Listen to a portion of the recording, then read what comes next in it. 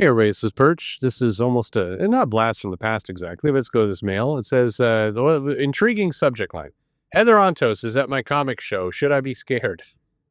I mean, no, unless your concern is the catering. Ah, ha, ha. No, I'm kidding. I'm kidding. That's mean.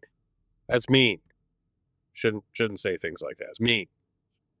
It's not helping, Perch. You're not helping comics. You're making it a toxic place. A toxic place for toxic people to do toxic things. Sorry. Let's read this mail. It says, Dear Perch, I just saw that Heather Ontos is going to be at GalaxyCon in Columbus in December. I think the Comic-Con names, I don't know. This is probably me getting older, but some of the names are dumb, like GalaxyCon. It's like, nah, it's a Columbus, Ohio con. Just chill the fuck out. GalaxyCon. All right. I don't know. It always kind of, I smirk now when I see people like kind of, overhyping it. And I get it. I mean, look, I love going to conventions. I love seeing that stuff. Another way you could, if only the con was named tight hallways with overstuffed merchandise and way too many people selling pervy anime shit with a very small artist alley and mostly packed with celebrity guests from the 90s. Con. Sorry. Just how many goddamn anime booths do you need? I get it. One Piece is popular. I get it. It's fun to draw like Cyclops, like Psylocke, but she's got cherries coming off her tits. I don't know. I mean, I get it, but all the same. Also, do I really need to see the supporting cast of Smallville? And I like that show. It was fun. I like hanging out with those people. It troubles me. Like it's like you got these celebrity signings with, it's like, here is 2/3 of the cast of Full House, along with a giant row of voice actors. I mean, it's all fine. It's fine. It's fine. It's fine. Fine. It's fine. Okay. Let's go back to this mail because I've lost the plot. All right. She's okay. Heather Ontos going to be at a con. Okay. In Columbus, and she will be a guest there. All right. Cool. Now what? This isn't a bit or a troll, but I've seen and heard stories of her getting people thrown out and a lot of other shenanigans that don't have or shouldn't have anything to do with comics. I think that's a bit exaggerated for what it's worth. To put your mind at ease a little bit, I think there's a narrative online that Heather Ontos is like walking around like some kind of Uber comic Karen getting people thrown out of cons. Well, number one, I don't think that's happened as much as people say, or maybe has really happened. I think people have been booted for cons, but the people I know who have been booted for cons leave out one part of the story. There's been some YouTubers, and I'm not talking about the people who had a panel and then they canceled the panel, or they were tabling and then they canceled the table, or they didn't allow that person to table, or because there's a lot of factors there. Maybe the con organizers are dicks. Maybe the person who was tabling decided to post a bunch of stuff online about how they're going to be an asshole at the table. Maybe more often than not, and I know it's a very boring thing that doesn't tap into the the outrage culture, but cons tend, and any creator will tell you this, cons tend to be shitty organizers. And it is quite common for cons to oversell the amount of spaces at the con and then have to pull people from the show who were previously accepted in, or, I mean, just this is not uncommon that this happens. It happens a lot, actually. So, is it possible that a left-wing conspiracy is booting out all the right-wing con people? I mean, sure. I mean, the Emerald City Comic Con definitely had some of this going on, where they were rejecting legitimate offers from both retailers and creators who were notably right wing.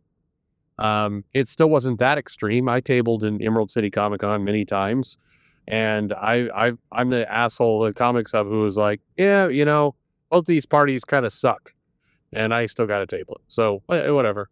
Um, yeah, your mileage may vary. It's fine. It's all right. But back to this bill. As a former retailer, as a former retailer, do you think street date is something that should? Oh wait, I should let me wrap up. This is going into a different direction for questions. So let me just say, look, the people who have quote unquote been booted out of a con, um, and then they go and post on YouTube about it. They post a bunch of pictures and getting escorted out.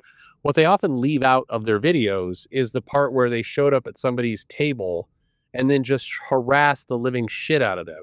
And I'm not saying that's everybody. I'm definitely not saying that. However, I know that's at least some people. And it is a thing that people will show up and they'll try and troll Heather Ontos in being a crazy bitch and yelling at them, and then they giggle and then they post on their YouTube channel, and that is engagement.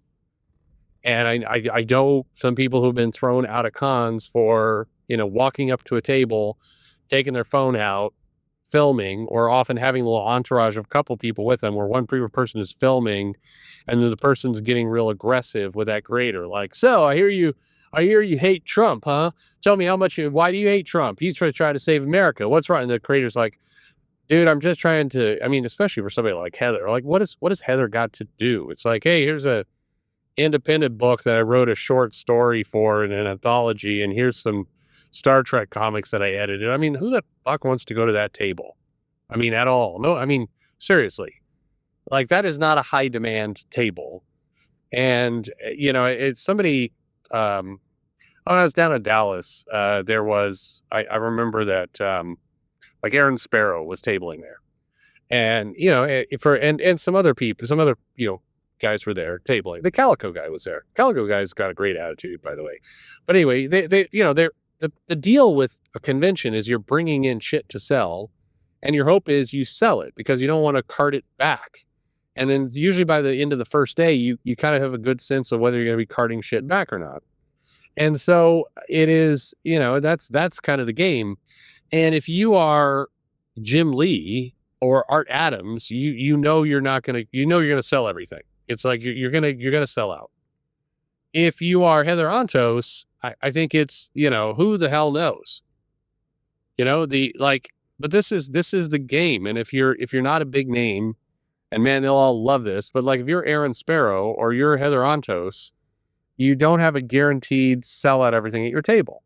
And I'm just talking common sense, by the way. And maybe this is going to start a whole war on YouTube, but it's just common sense. You're not guaranteed that all that shit's going to go. So you're hustling. You're trying to get rid of it. And if you're doing that, and then some a-hole thinks it's funny to show up and just want to talk to you about your feelings on Trump, you're eventually going to piss that person off to the point they're going to call security and try and get you booted out. Is that the fault of Heather Ontos? I'm on Heather Ontos' side on that one. I'm just saying, like, let the people do their business. You don't need to create a viral moment by being a dickhead. Even if there's something that person did, I know that it was a thing that some people showed up at Heather Ontos' table. It was like, so how does that milkshake taste now, huh? How does that milkshake? It looks like you've been drinking a lot of milkshakes. How does it feel now? It's like, what the fuck are you doing? Like, you're not the hero in this story. You realize that, right? You're just a dick behaving this way. Don't be a dick. So anyway, that's a full-throated defense of Heather Ontos. Didn't see that one coming today. Man, I almost made a really gross joke. Okay. Well, let's continue on our way here. Changing gears. It says, also as a former retailer, do you think street date is something that should still be a thing? The comics belong to the retailer. Why wait till Wednesday? I remember it was Friday to hit the shelves.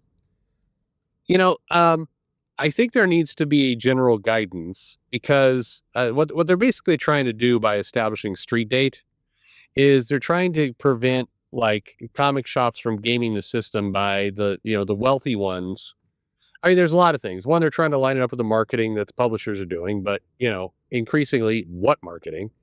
But more importantly, what they're trying to do is, make it so that a midtown, for example, who can afford to pay for accelerated shipping and everything, doesn't just game the system by just paying that money and then sucking everybody in and wiping everybody else out. They're trying to make it mildly fair. And, I think that's reasonable.